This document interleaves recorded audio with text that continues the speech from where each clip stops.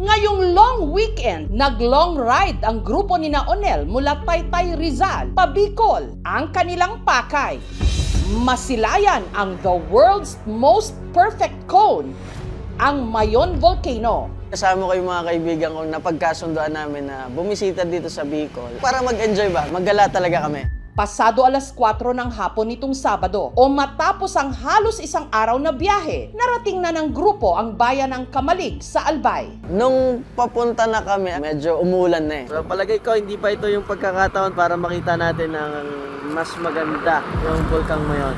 Pero hindi pa man din sila nag-iinit.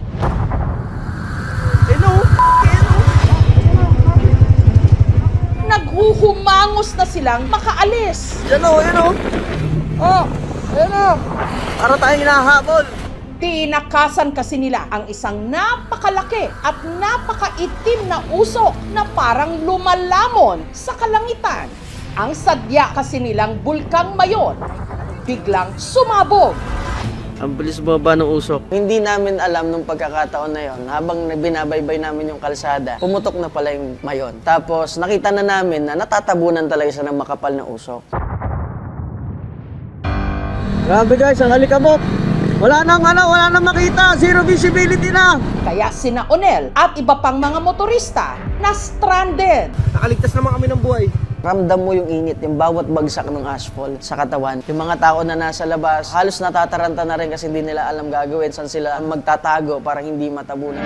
Ang mga kalsada at kabahayan sa Kamalig na nasa paanan lang ng bulkan, nagkulay abo dahil sa napakakapal na ashfall.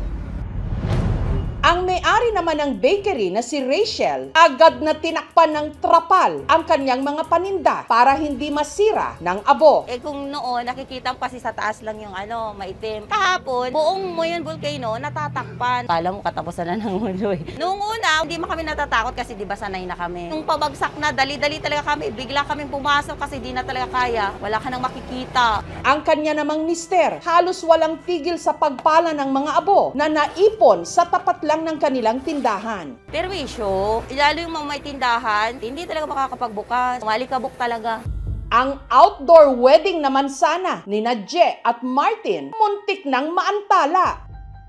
Sakto kasing nagpapalitan sila ng wedding vows nang sumabog ang bulkan. Dahil parehong tubong albay sina Je at Martin, pangarap daw talaga nila na gawing backdrop ang Mayon sa kanilang kasal. Sabi lang namin kay Mayon magpakita ka lang sa namin, reception. Pasok din sa isip ko, baka mag-cancel kami. Kaya, kasi syempre, inisip namin, paano kaya, baka matrap kami dun sa area. Yung medyo center ng town, nakita na namin na bumagsak talaga doon. Thankfully, okay naman lahat.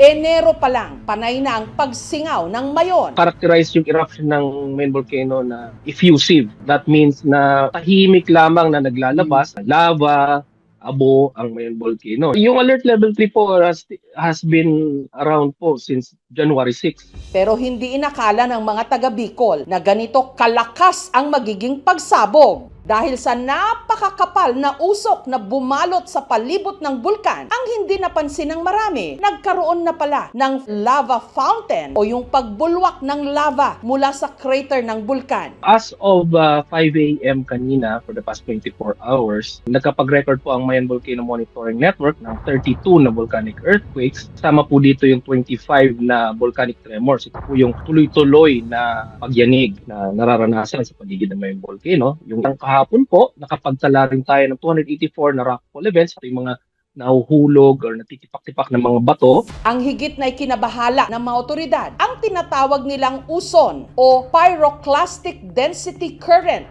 Para itong avalanche. Pero sa halip na snow, ang rumagasa mula sa bulkan. Mainit na abo, bato at nakalalasong gas. Delikado ito, lalo na sa mga nasa 6-kilometer permanent danger zone, gaya ng bayan ng Kamalig. Malaking effect yan kasi kapag natakpan ng isang lugar, hindi na magagamit yon very long time. Ang pinaka-delikado, yung pyroclastic density currents, mainit na mainit yon, napakabilis talaga nung pag-travel niya. Umabot ng halos between 5 and 6 kilometers yung inabot ng pyroclastic density currents. We are helping the local government sa maintenance ng mga mga evacuation centers kasama ang DSWD. Nakatutok kami dyan. Lahat, pagkain, health, tubig, at saka iba pang mga pangailangan. Naabutan namin dito sa Barangay Travesia ang pamilya ni Gina na sinuong ang ashfall sakay ng kanilang tricycle. Dili mo na lang sa gilid, Noy. Dili sa gilid. Dili, Ebong. Dili. Pauwi raw sila noon galing palengke. Biglang dumilim. Akala ko naman uulan lang. Tapos biglang bumagsak na yung abo talaga. Hindi na namin makita yung daan. Ang anak niyang si John Paul nahirapan sa pagmaneho ng motor. Maliban kasi sa wala na siyang makita sa kalsada. Mainit at masakit pa raw sa balat ang abo. Ito tabi, ang Malpugon, nagabi. Galing sa Mayon, zero visibility, hindi na makita ang mga sasakyan. Ang daanan, grabe. Masakit sa mata, makati sa na balat. Nagkaroon nga po ako ng rashes. May mga maliliit na bato po ata yun na tumatama sa salamin ng tricycle. Grabe na talaga, super. At nung nakarating sila sa kanilang bahay, ang mag-anak balot na ng abo ang halos buong katawan. Puting-puti. Buti na lang kanina umulan, kanina madaling araw. Kaya yung abo dito sa taas, natanggal siya. Pero hindi lahat. Ang pinangangambahan ngayon ni Gina ang magiging epekto ng abo sa kanyang mister na na-stroke. Hindi ako makain kagabi. Bangosok. Kaya pinasok ko sa loob, kinakapos ako. Nakakatakot talaga. Hindi ko alam kung ano ang gagawin namin. Kasi siyempre, may mga bata sa bahay. Sa kapal ng abo sa mga kalsada, ang BFP o ang Bureau of Fire Protection agad nagsagawa ng clearing operation. Binomba nila ng tubig ang mga naipong abo sa kalsada. Dagdag hamon sa mga rumisponde ng umulan ng madaling araw. Ang makapal na abo kasi naging putik. Kaya ang mga kawani ng DPWH kinailangan na itong palahin at ikarga sa mga truck. Tinamaan talagang grabe yung Kamalig and Ginubatan. Grabing asphalt kahapon prompted us to divert yung ibang sasakyan pagkatapos ng asphalt na yon. Based report, about more than 6,000 household ang affected ng asphalt. Hazardous to, itong asphalt na to. Nananatili itong isa sa pinakaaktibong bulkan sa buong mundo.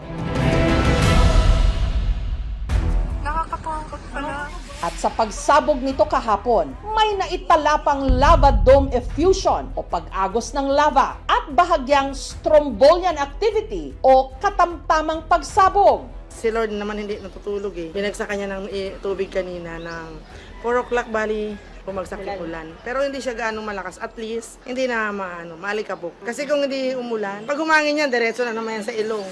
Ayun na, sinasabi ko sila, Right now po, nasa alert level 3 pa rin po ang Mayon Volcano. Huwag po talaga tayong papasok sa loob ng 6 km permanent danger zone. Lately, medyo nagiging complacent ang mga kababayan dahil tahimik lang kasing naglalabas ng lava ang Mayon Volcano kaya hindi siya masyadong pinapansin. Pero as recent events have shown, lubha talagang delikado yung pumasok sa loob ng 6 km permanent danger zone.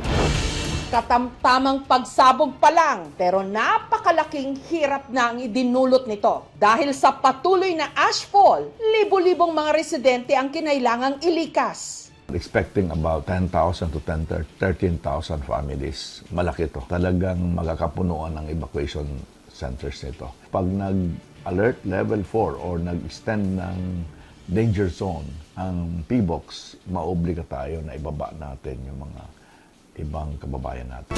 Ang bulkan, parang tao lang. Minsang tahimik, payapa, pero nag-iipon lang pala ng galit. Nakakatakot pala. Kapag sumabog, magtago ka na.